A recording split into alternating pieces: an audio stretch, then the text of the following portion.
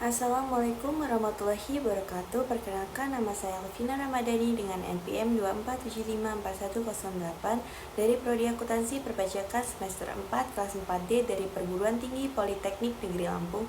Di sini saya akan membuat video pembelajaran mata kuliah akuntansi keuangan lanjutan yang berjudul Akuntansi Kantor Pusat dan Cabang.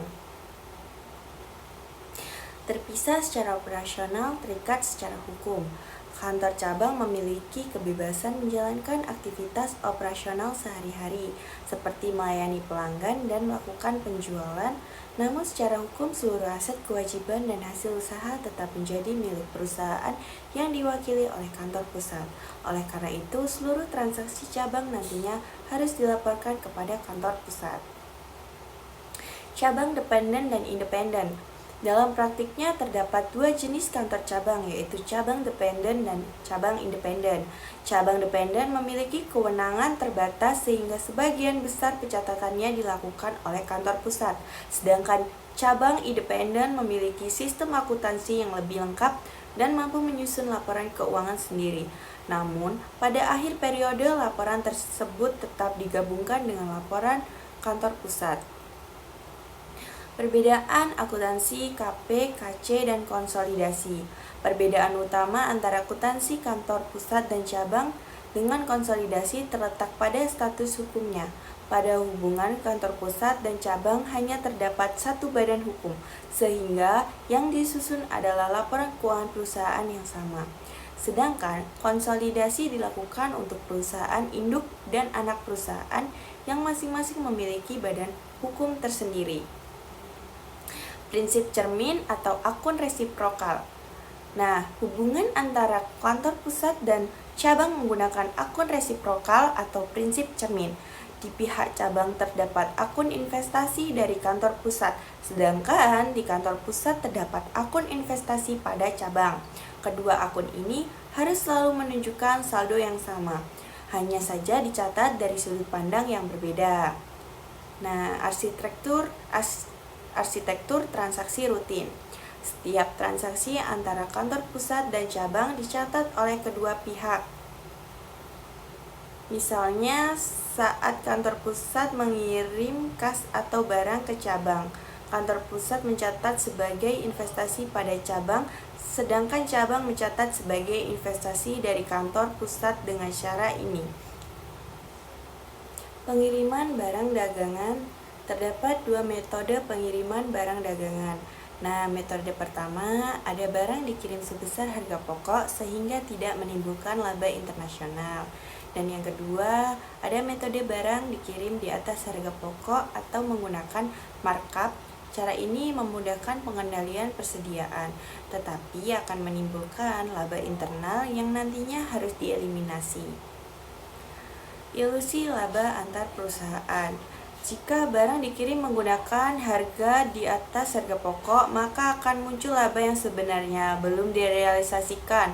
Laba tersebut disebut laba internal karena barang masih berada dalam lingkungan perusahaan dan belum dijual kepada pihak luar. Oleh sebab itu, laba tersebut tidak boleh diakui sebagai laba perusahaan secara keseluruhan. Mengapa saldo resiprokal bisa berbeda? Dalam praktik sering terjadi perbedaan saldo antara akun kantor pusat dan cabang. Penyebabnya antara lain karena transaksi masih dalam perjalanan, adanya keterlambatan pencatatan atau kesalahan pembukuan. Sebelum laporan keuangan disusun, seluruh perbedaan tersebut harus direkonsiliasi agar saldo kedua pihak menjadi sama.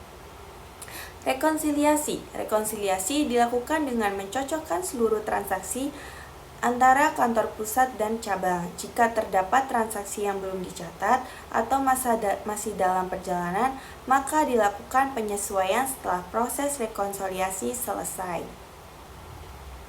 Tujuan laporan keuangan gabungan. Setelah rekonsiliasi selesai, laporan keuangan kantor pusat dan cabang digabungkan. Tujuannya adalah menghasilkan laporan keuangan yang mencerminkan kondisi perusahaan secara keseluruhan, bukan perbagian. Nah, jurnal eliminasi. Pada tahap ini dilakukan jurnal eliminasi. Jurnal eliminasi bertujuan menghapus transaksi internal, seperti akun investasi kantor pusat dengan model kantor cabang, piutang dan utang antar kantor, serta laba internal yang belum direalisasikan. Dengan eliminasi tersebut tidak terjadi perhitungan ganda dalam laporan keuangan gabungan. Pemetaan kertas kerja. Sebelum menyusun laporan gabungan, biasanya digunakan kertas kerja atau worksheet.